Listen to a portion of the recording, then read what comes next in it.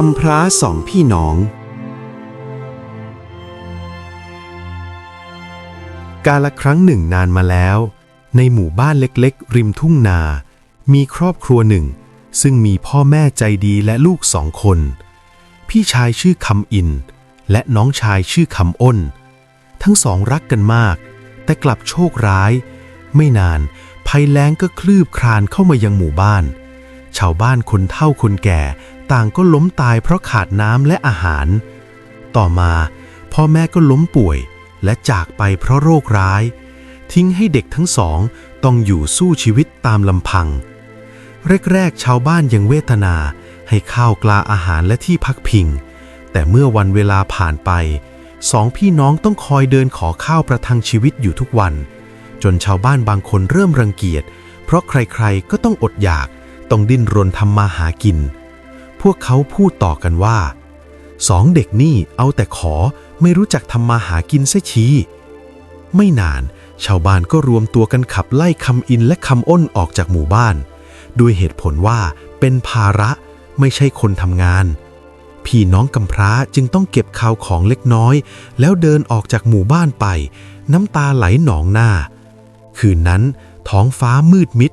มีเพียงแสงจันทร์จางๆคำอินโอบกอดน้องชายแล้วพูดว่าไม่เป็นไรนะคำอ้นจากนี้ไป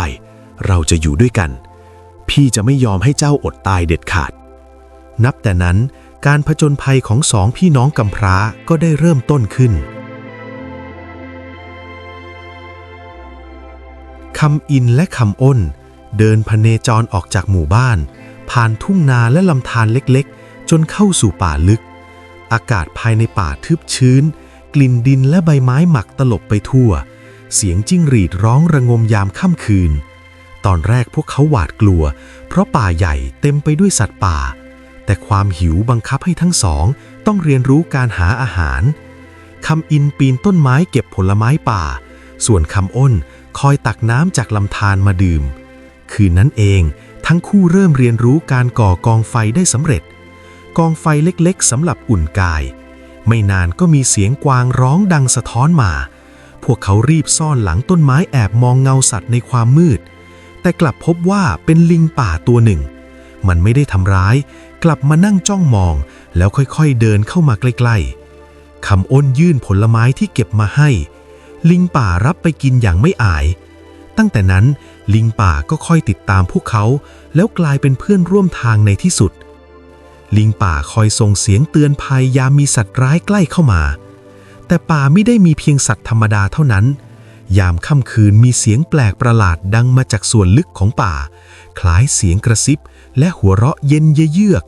คำอินกับคำอ้นต่างหวาดกลัวทว่าใจยังเด็ดเดี่ยวที่จะเดินหน้าต่อไปเพราะรู้ว่าเส้นทางนี้คือหนทางเดียวที่จะนำพาพวกเขาไปสู่ชีวิตใหม่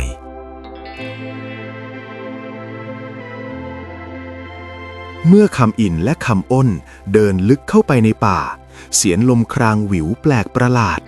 กิ่งไม้เสียดสีกันดังครืดคราดบรรยากาศอึมครึมราวกับมีเงามืดซ่อนตัวอยู่คืนนั้นเองขณะ2 พี่น้องพักใต้ต้นไม้ใหญ่จู่ๆก็มีเสียงหัวเราะแหลมสูงดังใกล้เข้ามาฮิฮิฮิเด็กกำพร้าเอ๋ยมาทำไมในป่าของข้าจากความมืดปรากฏร่างผีป่าสูงใหญ่ผิวคล้ำเขียวตาแดงเรืองผมรุงรังหน้าสะพรึงคำอ้นซึ่งเป็นน้องชายหัวใจอ่อนไหวมองเห็นแล้วเกิดหวาดกลัวที่สุดผีป่าเอ่ยเสียงเย็นเยียบว่ามากับข้าเถิดเด็กน้อยข้าจะพาเจ้าไปอยู่ในที่ที่มีอาหารไม่ขาดมือไม่ต้องเร่ร่อนอีกต่อไปคำพูดนั้นหลอกล่อคำอ้นจนเผลอก้าวเท้าเดินตามไปอย่างเลื่อนลอยคำอินร้องเรียกคำอ้นอย่าไปนะอย่าไปแต่ยิ่งเรียกน้องชายก็เหมือนถูกมนต์สะกดเดินห่างออกไปเรื่อยๆในจังหวะนั้นเองลิงป่าเพื่อนใหม่ของพวกเขาก็กระโดดลงมาจากกิ่งไม้ส่งเสียงร้องก้องแล้ววิ่งวนไปรอบคำอินคล้ายบอกให้ทำตามคำอินคว้าก้อนหินขว้างไปยังพุ่มไม้ที่ใกล้กับผีป่าใบไม้พุ่มเกิดเสียงดังสนั่นทำให้มนต์สะกดของผีป่าถูกทำลายคำอ้นสะดุ้งเหมือนตื่นจากฝันรีบวิ่งกลับมากอดพี่ชายแน่นน้ำตาไหลพรากพี่คำอินข้าเกือบถูกผีล่อลวงไปแล้ว คำอินลูบหัวน้องชายพลางพูดอย่างหนักแน่นว่าไม่ว่าอะไรจะเกิดขึ้นเราจะไม่ทิ้งกันเด็ดขาดผีป่ามองพวกเขาด้วยสายตาเสียดายแต่สุดท้ายก็ได้แต่หัวเราะเบาๆก่อนจะหายวับไปกับความมืดทิ้งไว้เพียงเสียงลมโหยหวนกลางป่า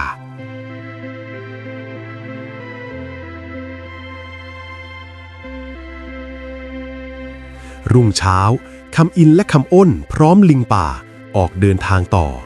เส้นทางพาพวกเขามาถึงลำธารกว้างน้ำเชี่ยวกรากไหลแรงจนมองไม่เห็นก้นลึกคำอินมองหาทางข้ามแต่สะพานไม้ที่เคยมีได้พังลงไปหมดแล้วขณะกำลังคิดหาวิธี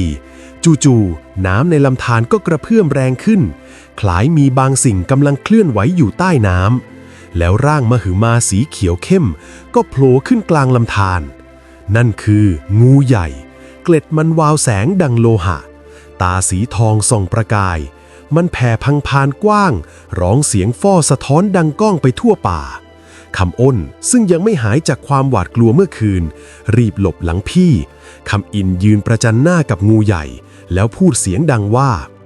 ท่านผู้ยิ่งใหญ่แห่งทานน้ำหากพวกข้าล่วงเกินก็ขออภัยด้วยเถิดพวกข้าเพียงอยากข้ามไปอีกฝั่งเท่านั้นงูใหญ่จ้องสองพี่น้องนิ่งครู่หนึ่ง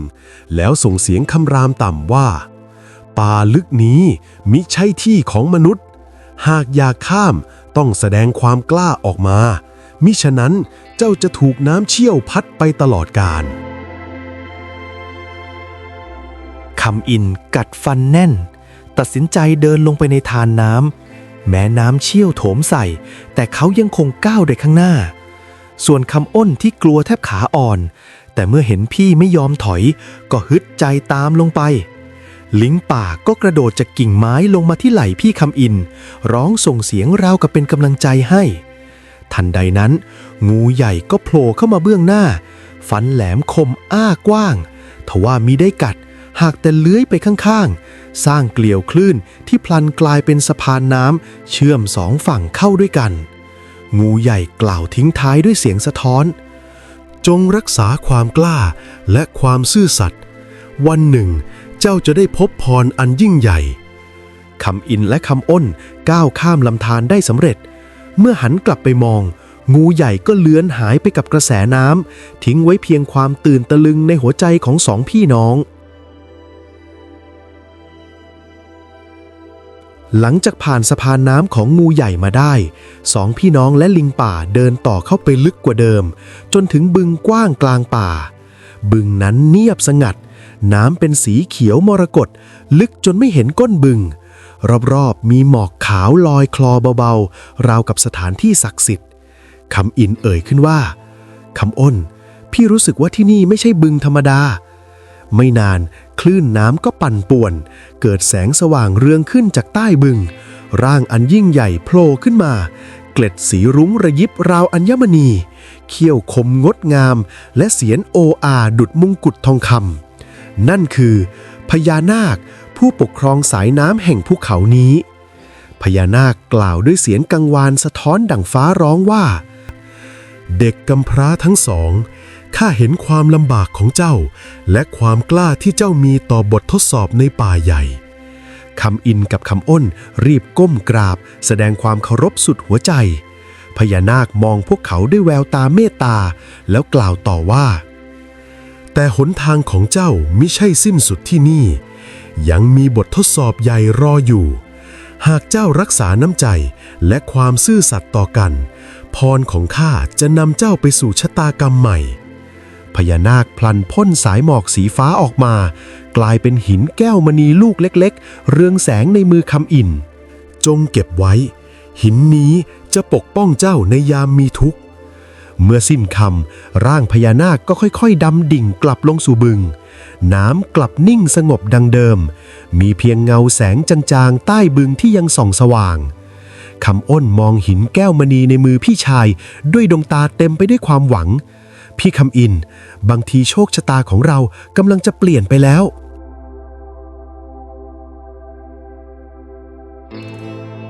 วันเวลาผ่านไปสองพี่น้องก็โตขึ้นท่ามกลางความลำบากกินแต่เผือกหัวมันและผลไม้ป่า สองพี่น้องเดินทางต่อไปจนพ้นจากป่าลึกออกสู่ทุ่งโล่งและภูเขาเตี้ยๆเมื่อพวกเขาเดินจนเกือบหมดแรงก็พบหมู่บ้านเล็กๆแห่งหนึ่งซ่อนตัวอยู่ริมเชิงเขาหมู่บ้านนั้นเต็มไปด้วยบ้านเรือนเก่าๆหลังคารั่วฝาบ้านผุพังผู้คนแต่งตัวมอซอดูอ่อนแรงเพราะขาดอาหารและไร้ผู้คุ้มครองพี่น้องกำพร้าใจหายเพราะเห็นความลำบากของชาวบ้านไม่ต่างจากตนเองขณะเดินเข้าไปคำอินและคำอ้นได้พบกับหญิงสาวผู้หนึ่งชื่อว่าแก้วตานางเป็นหญิงสาวรูปงามดวงตาใสเหมือนน้ำค้างเสียงพูดอ่อนโยนแต่ชีวิตของนางเต็มไปด้วยความยากแค้นนางเล่าว่าหมู่บ้านนี้ถูกกดขี่จากพวกโจรป่าพวกมันมาปล้นเอาข้าวปลาอาหารทุกครั้งที่ชาวบ้านเก็บเกี่ยวจนทุกคนไม่มีแรงจะสู้คำอ้นได้ฟังแล้วรู้สึกเวทนาน้ำตาคลอคำอินเองก็กำหมัดแน่นเราเคยผ่านความทุกข์มาก่อนเหมือนกันแต่หากพวกเจ้าต้องทนทุกข์เพราะโจรข้าจะไม่ยอมให้มันเป็นเช่นนี้อีกแก้วตามองสองพี่น้องด้วยแววตาประหลาดใจและชื่นชมนางเชื่อว่าชะตาฟ้าส่งสองคนนี้มาเพื่อช่วยหมู่บ้านจริงๆลิงป่าที่ติดตามมาก็ร้องเสียงดังเหมือนยืนยันว่าถึงเวลาแล้ว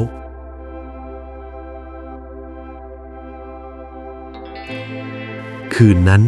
คำอินคำอ้นและชาวบ้านเริ่มวางแผนร่วมกันเพื่อหาทางต่อกรกับเหล่าโจรป่า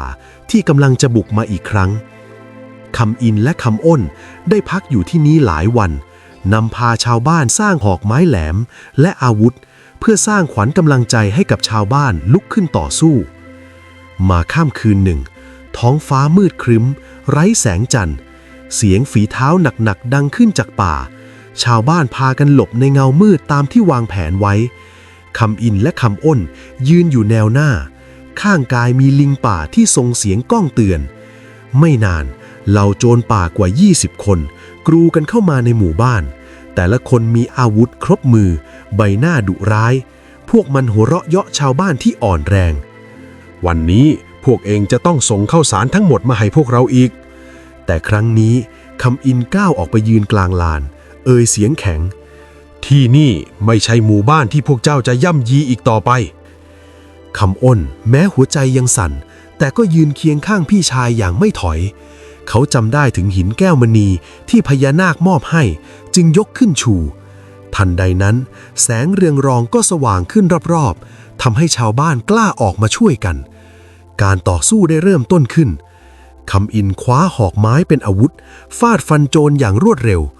คำอ้นใช้แสงจากแก้วมณีข่มขวัญโจรบางคนถึงกับวิ่งหนีลิงป่าก็กระโจนเกาะหลังโจรคอยก่อกวนจนพวกมันล้มระเนระนาด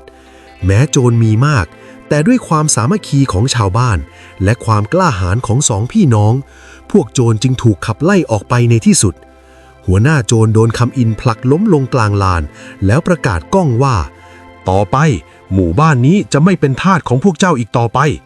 หัวหน้าโจรสัญญาว่าจะไม่กลับมาอีกหากเขาปล่อยมันไปเสียงโห่ร้องแห่งชัยชนะดังก้องขึ้นแก้วตาน้ำตาคลอด้วยความดีใจมองสองพี่น้องด้วยหัวใจเปี่ยมด้วยความเคารพและศรัทธา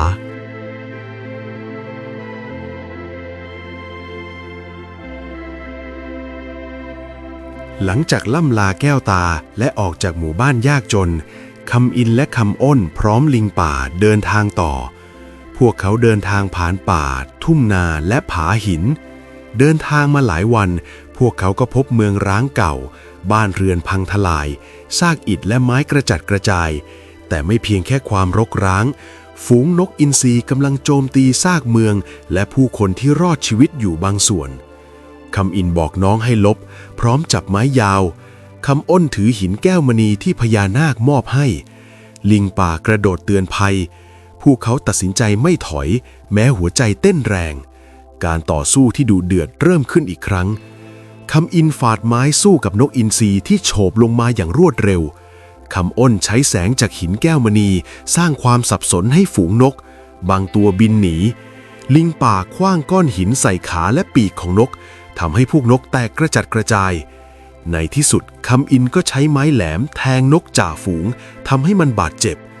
หลังต่อสู้ที่เหน็ดเหนื่อยแต่กล้าหาญฝูงนกอินทรีหนีไปในที่สุดความสงบกลับคืนสู่เมืองร้าง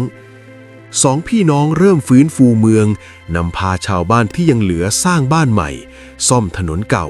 ขุดน้ำและจัดพื้นที่ให้เหมาะสมชาวบ้านที่รอดตายต่างยกย่องสองพี่น้องพวกเจ้าคือวีรบุรุษของเมืองนี้หากไม่มีพวกเจ้าเมืองคงสูญสิ้นไปแล้วคำอ้นมองบ้านเมืองที่ฟื้นคืนด้วยตาเปล่งประกายพี่คำอินแม้เมืองจะร้างแต่ถ้าเราร่วมมือทุกอย่างสามารถฟื้นคืนได้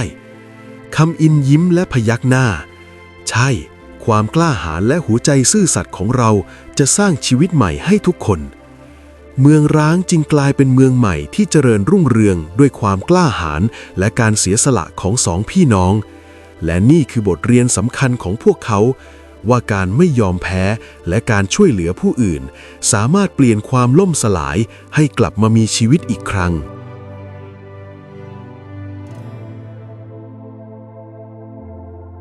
หลังจากฟื้นฟูเมืองร้างจนกลายเป็นเมืองใหม่คำอินและคำอ้นพร้อมลิงป่าเดินทางกลับหมู่บ้านเดิมของตนซึ่งครั้งหนึ่งเคยขับไล่พวกเขาออกไปเมื่อถึงหมู่บ้านชาวบ้านต่างประหลาดใจที่สองพี่น้องกลับมาในสภาพชายหนุ่มแข็งแรงและเต็มไปด้วยความกล้าหาญคำอินยิ้มและพูดด้วยเสียงหนักแน่นพวกเราไม่ถือโทษโกรธเคืองแต่หากกลับมาเพื่อช่วยสร้างหมู่บ้านให้เจริญไม่ให้ผู้ใดต้องลำบากเช่นเราที่ผ่านมาคำอ้นยกหินแก้วมณีขึ้นชูแสงสว่างรอบตัวทำให้ผู้คนเกิดความศรัทธาและตระหนักในความดีของพี่น้อง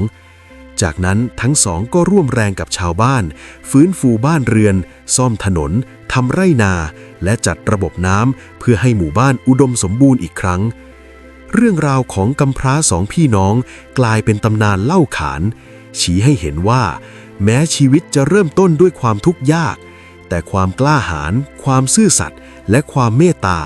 สามารถเปลี่ยนชะตากรรมของตนเองและผู้คนรอบข้างให้รุ่งเรืองได้